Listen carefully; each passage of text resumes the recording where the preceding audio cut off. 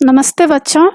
आज मैं आप लोगों को क्लास 9 स्पर्श भाग 1 का पाठ नए इलाके में इसका मैं क्वेश्चन आंसर बताने जा रही हूँ।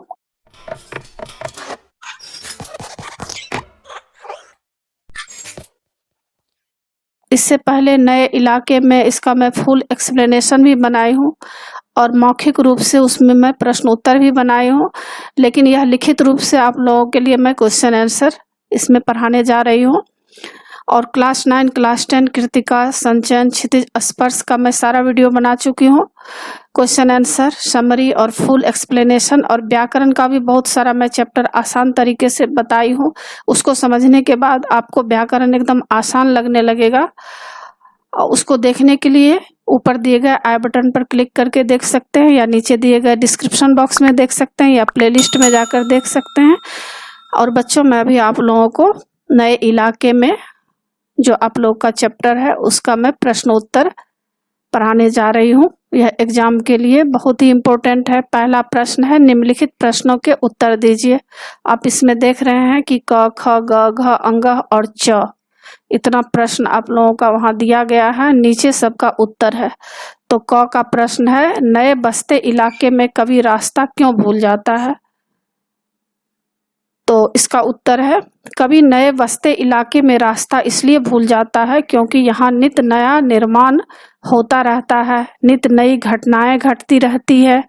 अपने ठिकाने पर जाने के लिए जो निशानियां बनाई गई थी, यानी दिमाग में एक नक्शा जैसा तैयार किया गया था, वे जल्दी ही मिट जाती है। पीपल का पेड़ हो या ढहा हुआ मकान या खाली प्लॉट, जिसमें सब में शीघ्र ही परिवर्तन हो रहा है, इसलिए वह प्रायः रास्ता भूल जाता है। यानी इस पाठ में लेखक यह कह रहे हैं कि आज मशीनी युग हो गया है, आज नए नए कारखाने बन रहे हैं, नए नए इमारतें बन रहे हैं, हमेशा कुछ न कुछ परिवर्तन हो रहा है, जिसके वजह से जो पुराने चीज थे वह उसका रास्ता भी भूल लोग जाते हैं और वहां तक पहुंचने में कठिनाइयां भी होती है। ख का प्रश्न है, कविता में कौन कौन से पुराने निशानों का उल्लेख किया गया है, अथवा कवि अपने गंतव्य तक पहुंचने के लिए कौन कौन सी निशानियां ढूंढता है। यानी कवि अपने गंतव्य, जहां वे जाना चाहते हैं, वहां पहुंचने के लिए कुछ निशानियां बनाए थे। यानी पीपल का पेड़ होगा, ढहा मकान होगा, तो यह सब निशानियों को ढूंढ रहा है। तो इसका उत्तर होगा ख का, कविता में निम्नलिखित पुराने निशानियों का उल्लेख किया गया है, जैसे पीपल का पेड़, दूसरा ढहा हुआ घर, तीसरा जमीन का खाली टुकड़ा, चौथा बिना रंग वाले लोहे के फाटक वाला एक मंजिला मकान आदि पुराने निशानों का उल्लेख किया गया है। आगे है ग का, कभी एक घर के पीछे या दो घर के आगे क्यों चल देता है? तो ग का उत्तर है, कभी अपने निर्धारित घर से एक घर पीछे या आगे इसलिए चल देता है क्योंकि उसे घर तक पहुंचने वाली निशानियां मिट चुकी है। यानी वे मन में जो सोचे थे कि वहां एक पीपल का पेड़ होगा, ढहा हुआ मकान होगा, जमीन का खाली टुकड़ा होगा और बिना रंग वाले लोहे के फाटक वाला एक मंजिला मकान होगा, यह सब निशानियां मिट चुकी है। उसने एक मंजिले मकान की निशानियां बना रखी थी जिस पर बिना रंग वाले लोहे का फाटक था, परंतु अब वह फाटक न रहा, न एक मकान एक मंजिला रहा, न वह मकान एक मंजिला रहा। इसलिए वह अपने निश्चित लक्ष्य को ढूंढता ढूंढता आगे या पीछे चला गया। घ का है, बसंत का गया पतझड़ और बैसाख का गया भादों को लौटा से क्या अभिप्राय है? तो घ का उत्तर है कि बसंत का गया पतझड़ को लौटा का अभिप्राय है, ऋतु परिवर्तन के आधार पर कवि स्पष्ट करना चाहता है कि बसंत का गया पतझड़ को लौटा का अभिप्राय है कि एकाएक क्या हो गया है, परिवर्तन हो गया है, आने और जाने के समय में ही परिवर्तन हो जाना। बैसाख का गया और भादों को लौटा का अभिप्राय है, मतलब इसका मतलब है कि कुछ ही समय में एकाएक परिवर्तन हो गया है, जाने के समय और लौटने के समय में भी अद्भुत परिवर्तन हो जाना। यानी यहाँ पर लेखक बताना चाह रहे हैं कि बैसाख और भादो के बीच के इतने कम समय में ही बहुत सारे बदलाव आ गए हैं, बहुत सारे इमारतें बन गए हैं, बहुत सारे कल कारखाने बन गए हैं, तो नया नया परिवर्तन हो गया है।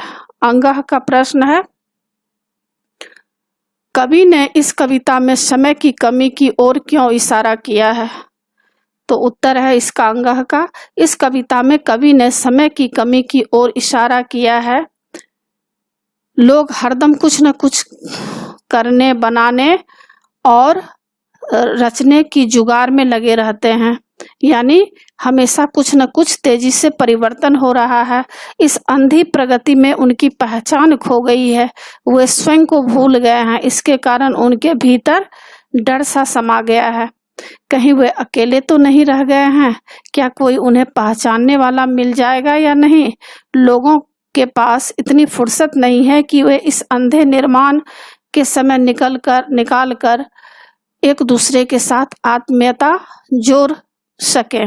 यहाँ लेखक यह बता रहे हैं कि मशीनी युग ने क्या किया है, प्रेम भाव जो एक दूसरे के साथ था वह भी प्रेम भाव टूटता हुआ नजर आ रहा है। यहाँ तक कि आदमी आदमी को भूल रहे हैं, क्योंकि इतना मशीनी युग ने ऐसा बना दिया है, मशीन की तरह जीवन बना दिया है कि आदमी हमेशा कुछ न कुछ करते हुए दिखाई देते हैं। इसलिए लेखक कह रहे हैं कि आत्मीयता भी आज नहीं है, पहले जो आत्मीयता थी यह सब खत्म हो गई है। चौका देखते हैं क्या है। चौका है, इस कविता में कवि ने शहरों की किस विडंबना की ओर संकेत किया है, अथवा यह कविता किस ओर इशारा करती है, स्पष्ट कीजिए। तो चौका उत्तर होगा, इस कविता में कवि ने शहरों की निरंतर गतिशीलता, मतलब शहर में जो हमेशा कुछ न कुछ नया निर्माण हो रहा है, कर्म प्रियता, लोग काम कर रहे हैं, मशीन के तरह जीवन हो गया है और निर्माण की अंधी दौर हो गया है और कुछ न कुछ हमेशा नया चीज बन रहा है। तो दौर के कारण क्या हो गया है, खोती आत्मीयता का चित्रण किया गया है। इससे क्या हुआ है, आत्मीयता ऐसा लग रहा है कि नष्ट हो गया है। अपनापन की भावना जो पहले थी वह सारी भावना खत्म होती जा रही है, क्योंकि हर मनुष्य कंपटीशन के दौर में आगे जा रहे हैं। एक लोग चाहते हैं कि हम दूसरे से आगे बढ़ जाएं, दूसरे चाहते हैं हम पहले से आगे बढ़ जाएं। इस तरह आदमी का मनोवृत्ति हो गया है। शहरों में नई नई बस्तियां, नए नए निर्माण तो रोज हो रहे हैं, किंतु उनकी पहचान और आत्मीयता नष्ट हो रही है। व्याख्या कीजिए रहेगा दूसरा प्रश्न। यहाँ स्मृति का भरोसा नहीं, एक ही दिन में पुरानी पड़ जाती है दुनिया। तो इस तरह आप लोगों को व्याख्या रहेगा, तो उसको इस तरह लिख सकते हैं। उत्तर, नगरों में बसने वाली नई बस्तियां इस तरह तेजी से बढ़ती चली जा रही है कि आदमी को अपना घर तक ढूंढना कठिन हो गया है। वह कुछ ही दिन बाद अपनी बस्ती में लौटकर आए तो रास्ता तक भूल जा रहा है। उसकी पुरानी निशानियां देखते ही देखते नष्ट हो जाती है। इसलिए उसकी पुरानी स्मृतियां, मतलब यादें और निशानियां किसी काम नहीं है। जो पहले वे लोग सोच रहे थे, एक निशानी बना के रखते थे कि यहाँ जाएंगे तो ये मिलेगा, यह सारा खत्म हो गया है, क्योंकि रोज नया नया निर्माण हो रहा है। दुनिया इतनी तेजी से बन रही है कि जो निर्माण एक दिन पहले किया जाता है, दूसरे दिन तक पुराना पड़ चुका होता है। उसके बाद नए नए निर्माण खड़े हो जाते हैं, यानी नए नए हमेशा निर्माण हो रहा है। अब ख का उत्तर है, प्रश्न है, समय बहुत कम है तुम्हारे पास, आ चला पानी ढहा आ रहा आकाश, शायद पुकार ले कोई पहचानना ऊपर से देखकर। तो इसका व्याख्या 2 नंबर में है, यानी इसका व्याख्या मैं आपको बता भी दे रही हूँ कि इसका व्याख्या इस तरह होगा कि आज मनुष्य के पास समय बहुत कम है और क्या हो रहा है, चला आ रहा है पानी, बारिश, ऐसा लग रहा है कि आकाश से बारिश हो रही है। और बारिश के समय लेखक को ऐसा लग रहा है कि बारिश होने के समय क्या होता है, लोग जो अपना सामान कुछ बाहर रखे रहते हैं, तो हो सकता है अपने बरामदे में या छत के ऊपर अपना कपड़ा उठाने या कोई सामान उठाने आ जाए, तो शायद लेखक को लगता है कि उन्हें कोई पहचान ले ऊपर से देखकर, तो लेखक इस पाठ में इन पंक्तियों के माध्यम से यह कहना चाह रहे हैं कि आज आदमी के पास समय नहीं है और हो सकता है कि आदमी मेघ देखकर कुछ सामान लेने आए तो उन्हें पहचान ले और उनको पुकारे। आगे है योग्यता विस्तार। योग्यता विस्तार में रहेगा प्रश्न, पाठ में हिंदी महीनों के कुछ नाम आए हैं, आप सभी हिंदी महीनों के नाम क्रम से लिखिए। तो किस तरह क्रम से लिखा जाएगा? जैसे पहला चैत्र, चैत्र के बाद वैशाख आता है, वैशाख के बाद ज्येष्ठ, उसके बाद आषाढ़, फिर श्रावण, भाद्रपद, आश्विन, कार्तिक, मार्गशीर्ष, पौष, माघ और फाल्गुन। तो इस तरह 12 महीने हिंदी के होते हैं। तो इस तरह आप लिख सकते हैं चैत, वैशाख, ज्येष्ठ, आषाढ़, श्रावण, भादो भी लोग बोलते हैं लेकिन भाद्रपद लिख सकते हैं, आश्विन, कार्तिक, मार्गशीर्ष और पौष, माघ, फाल्गुन।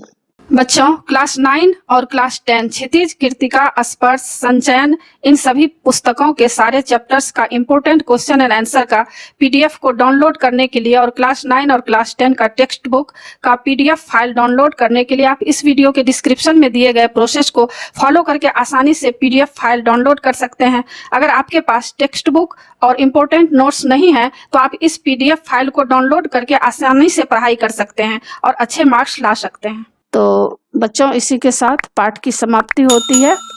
आशा है आप लोगों को सब समझ में आ गया होगा। और बच्चों, आप मेरे चैनल देवजी नागरिक को जरूर सब्सक्राइब कीजिएगा और सब्सक्राइब के आगे जो बेल आइकन बटन है उसे जरूर क्लिक कीजिएगा, लाइक कीजिएगा और शेयर कीजिएगा। कमेंट्स जरूर कीजिएगा कि आपको यह पाठ कैसा लगा। नए पाठ के साथ फिर मैं मिलूंगी बच्चों। धन्यवाद।